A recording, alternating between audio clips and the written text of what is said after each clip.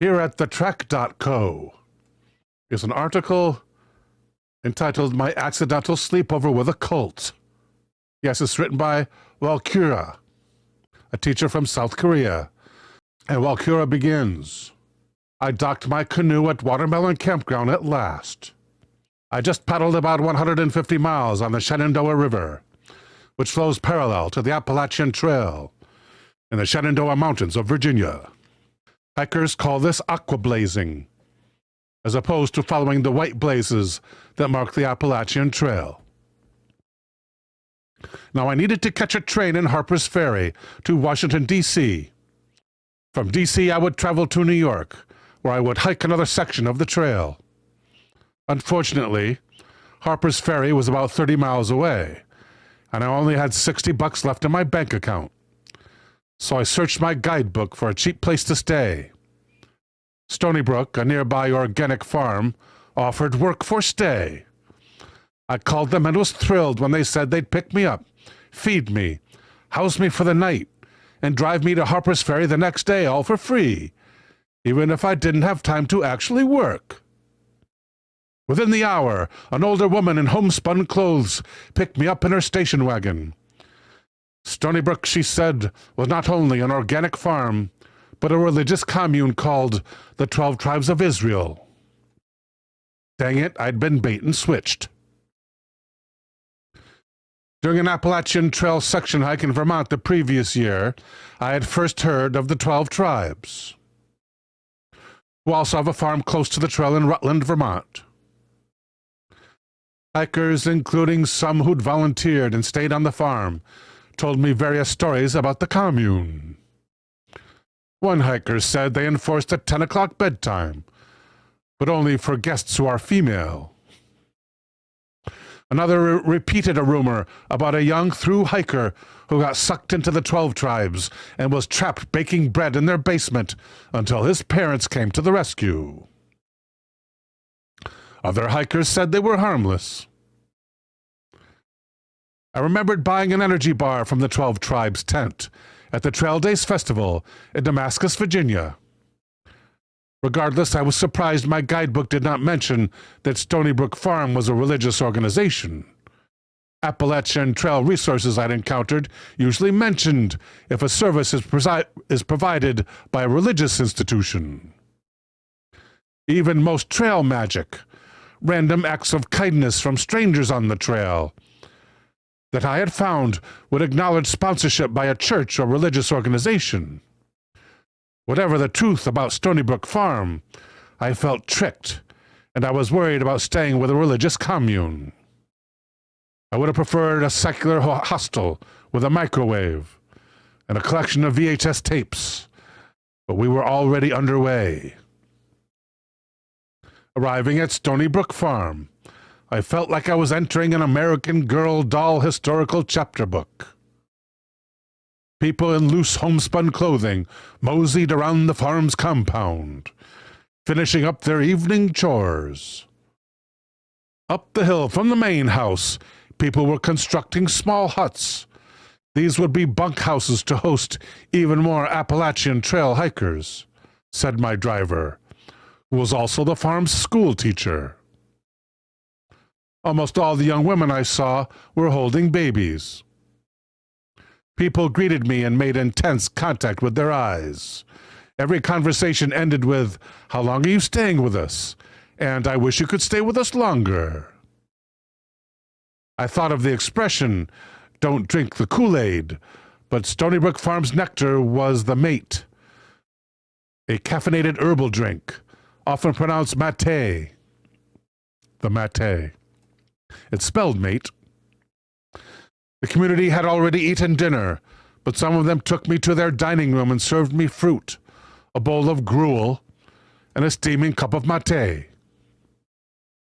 While I ate, the school teacher sat beside me and spoke with a distressed young woman wearing jeans and holding a cell phone, an outsider, I thought. They talked about her plans to quit her job that weekend and join the community. After I finished eating, the teacher showed me around the farm. then took me to her bedroom and offered me a twin-sized bed parallel to her own. She lent me a pair of homespun balloon pants to wear while I did my laundry. Then sorted my backpack, and she graded geography tests. One kid, she said, had answered that Ohio was a country, and another wrote that Spain was a continent.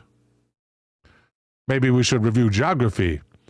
Mostly we just teach proverbs, she said. The children study for half a day, she explained, and then they do farm work.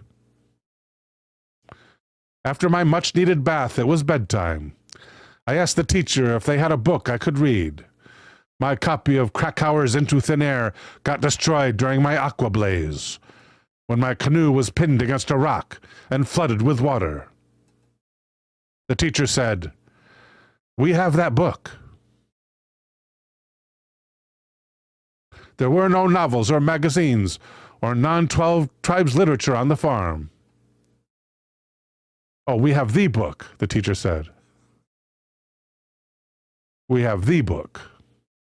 I guess the teacher means the one book. There were no novels, magazines, or non-12 tribes literature on the farm. So I nestled into my bed, parallel to the teacher's matching bed, and read a propaganda pamphlet. It said that members must disconnect from their friends and families outside of the community, renounce their worldly possessions, and provide services in the community's organic delis and markets for free. I text messaged several friends and my older sister, "Staying with a cult for the night. Hope I don't get sucked in." The teacher woke me around 5 a.m. to get dressed and attend their religious circle. First she brought me to the main house. Families flowed into the kitchen and gathered around a pot of brewing mate. Even the children ladled mate into their cups for their morning fix. Next we sat in an outdoor tent area, our chairs in a circle, and the ceremony began around 6 a.m. A young man with a full blonde beard started playing guitar. He looked like he could have been a member of the band Fleet Foxes. They sang songs about Yeshua, a pseudo-Hebrew word for Jesus. I felt rude sitting and drinking my mate while the community stood with their hands in the air, so I put down my mug and started waving my arms too. After more Yeshua songs, an elderly woman shared her conversion story. She said she was in financial ruin before she joined the 12 tribes. Next, an older man gave a speech saying that the cultural movements of the 1960s were all failures. Therefore, people should join the 12 tribes community. He stressed the importance of authority to the 12 tribes. Quote, "Children must be spanked if they disobey.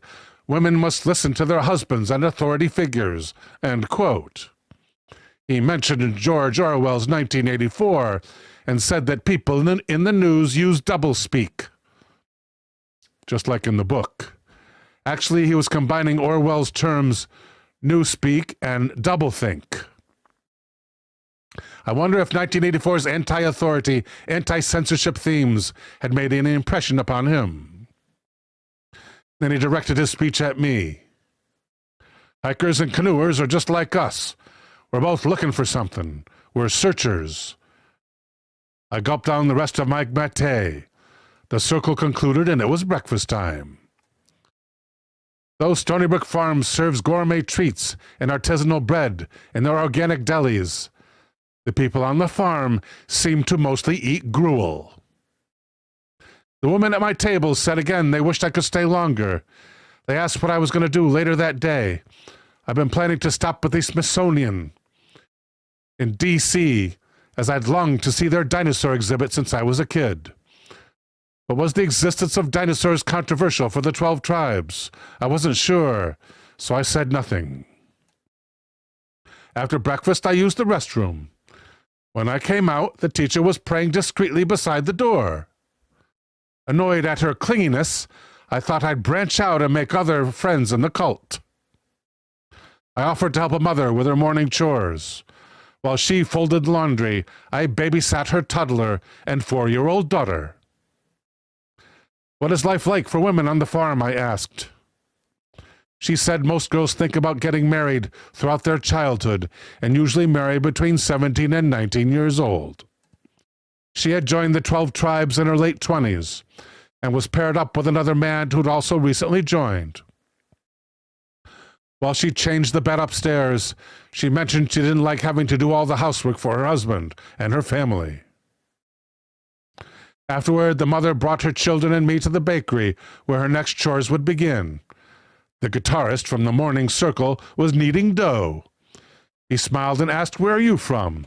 I said, "Upstate New York." Would this be my cult husband if I stayed here? I was then 24 and a half, probably an old maid by the standards of the 12 tribes, but still within breeding age. I could wed this beautiful brainwashed hipster, procreate, and make artisanal bread for the rest of my life. Wait, no, I snapped out of my delusion. I have ambitions. I want to see the dinosaur exhibit. I want to hike the Appalachian Trail, one section at a time. The little girl told me, "We have lots of mice here." Her mom said, "You're not supposed to tell Cindy that, dear," as she carried in a bowl of raisins for their bread. "It's okay, I have mice in my house too," I said, as I drew the girl a picture of a superhero to color. Finally, it was time to leave Harper's Ferry and catch my train to D.C. I thanked the community for the free meals, the bed, the laundry, the shelter, which I got in exchange for very little work. A man whom I had not met before gave me a ride out. He spoke about his son's career and sounded proud of him, though they were no longer in contact, as his son was not a member of the 12 tribes. In Harper's Ferry, we did loop around town and stopped beside every person wearing a backpack to ask if they wanted to stay on the organic farm. The driver boasted, "It's a great place, just ask her." I'm a seasoned hitchhiker, and I believe it's best not to disagree with your driver. "Yep," I said shyly, but I tried to communicate with my eyes. Beware. Hikers, like feral cats, can be easily seduced by anyone who brandishes free food. But if you ask me, people who are kind in order to convert you to a community that severs you from literature, your friends, your family, and has mandatory meetings at 6 a.m., may not have your best interests at heart.